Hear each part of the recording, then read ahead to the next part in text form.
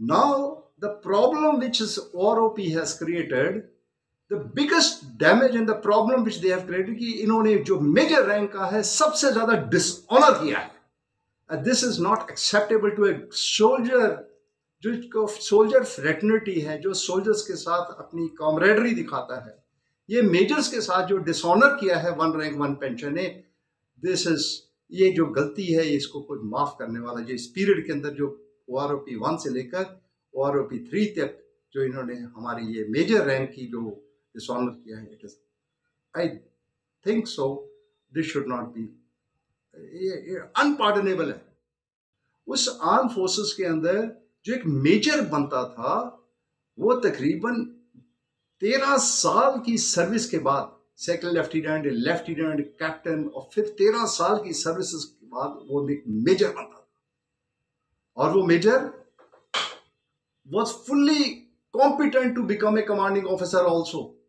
वो मेजर जो रैंक जो है वो बहुत बड़ी रैंक होती है, क्योंकि ऑपरेशनल जितना भी ट्रुप्स के सामने हमने कमांड करना था, major is the main person for commanding the troops. आज मैं OROP 2 और OROP 3 और को देखने के बाद ये लग रहा है कि जिन्होंने अपने एक मेजर एक रैंक होती थी, जिसका आपका इस समय सवाल है, वो बहुत बड़ी रैंक, बहुत ऊंची रैंक होती थी आर्म फोर्सेस के अंदर. उस आर्म फोर्सेस के अंदर जो एक मेजर बनता था, वो तकरीबन 13 साल की सर्विस के बाद, सेकंड लेफ्टिनेंट, कैप्टन, और फिर 13 साल की सर्विसेज के बाद वो एक मेजर बनता था. और वो major was fully competent to become a commanding officer also. Officiating commanding officer भी बनता था, ऑफिशिएटिंग ओसीज भी बनते थे. लड़ाइयों के दौरान पर यूनिटों भी उन्होंने कमांड की हुई थी. वो कंपनी का जो एक्सपीरियंस है, कंपनी कमांडर, स्क्वाड्रन कमांडर्स, जो ऑपरेशनल जो कमांड्स होती थी उसको कंट्रोल करने के लिए बिल्कुल वो काबिल होता था. लेकिन हमें अफसोस से कहना पड़ रहा है कि वो तो अपनी सर्विसेज देकर, वो तो जैसे जैसे आते रहे उसी रैंक के साथ पूरी, मतलब वो आगे, अगर वो मेजर से आगे नहीं बढ़ पाए तो, लेकिन वो मेजर की रैंक में ही अपना रिटायर होकर चले गए. चाहे उन्होंने 20 साल सर्विस की हो, चाहे उन्होंने 30 साल की हो, जितनी भी सर्विस, लेकिन वो rank major. Why major? Because हमारा जो आर्म फोर्सेस का जो स्ट्रक्चर है, प्रमोशनल स्ट्रक्चर है, वो इतना स्टीप है कि हमें इतने, वो मेजर जो रैंक जो है वो बहुत बड़ी रैंक होती थी, क्योंकि ऑपरेशनल जितना भी ट्रुप्स के सामने हमने कमांड करना था, major is the main person for commanding the troops as well as operations के लिए. लेकिन अफसोस इस बात का है कि जब ये AVS कमेटी आई है और बगा कमीशन आई ने जस्ट इसको एक स्टडी की कि एक तरफ से तो यंग आर्मी उनको चाहिए, young people and early retirees होने चाहिए और जाए, सो दैट जो हमारी आर्म फोर्सेस है यंग रहे हमेशा.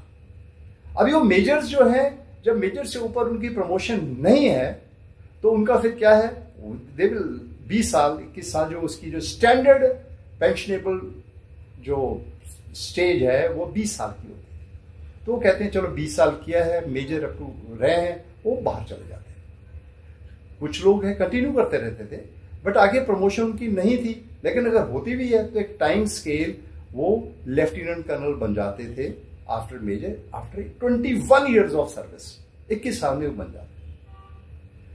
Now the problem which OROP has created, the biggest damage and the problem which they have created, कि इन्होंने जो मेजर रैंक का है सबसे ज्यादा डिसऑनर किया है. This is not acceptable to a soldier, जो सोल्जर फ्रेटर्निटी है, जो सोल्जर्स के साथ अपनी कॉमरेडरी दिखाता है.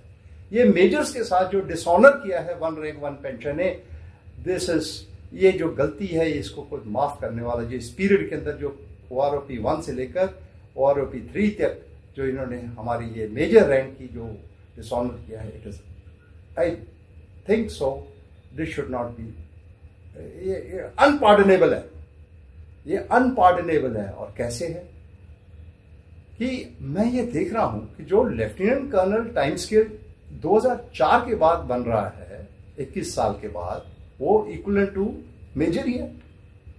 देखा जाए जो पुराने हैं, तो जो 2004 से पहले रिटायर हो गए हैं, you have created so much of differences, इतना डिफरेंस क्रिएट कर दिया है कि उनको खुद भी महसूस होने लगा कि यार क्या हमने, मैं कुछ आज 2-4 मेजर से बात कर रहा था, एक मेरे ऑफिस में आए थे, कहते सर क्या हमने जिंदगी में ये फौज के अंदर सर्विस करके हमने क्या पाया। हमें ज्यादा दुख अभी इस बात का हो रहा है कि जब हम अपनी क्लास के अंदर, अपनी आर्म फोर्सेस की क्लास में जाते हैं, तो उनको बड़ा एक they feel very bad. I think यहाँ पर our system has gone totally wrong in understanding the honor of military rank, and this major rank जो थी वो बड़ी important rank थी कि जिसको पूरी इज्जत मिलनी चाहिए थी। Let me tell you, we have to do something, we have to take a radical, it's nothing to, इसमें कोई दो राय नहीं है कि गलतियां तो 1973 से हुई थी to arm forces pensions, arm forces की पेंशंस के ऊपर 1973 के बाद ही गलतियां हो गई थी।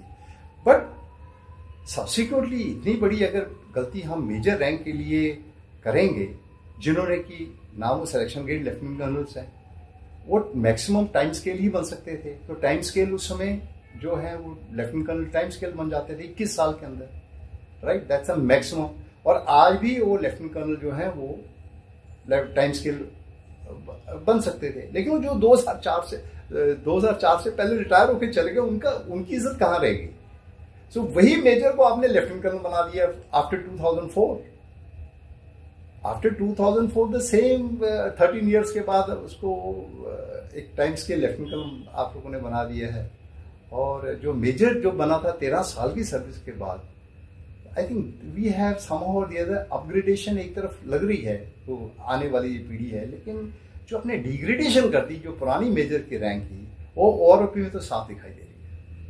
That's all I have to से।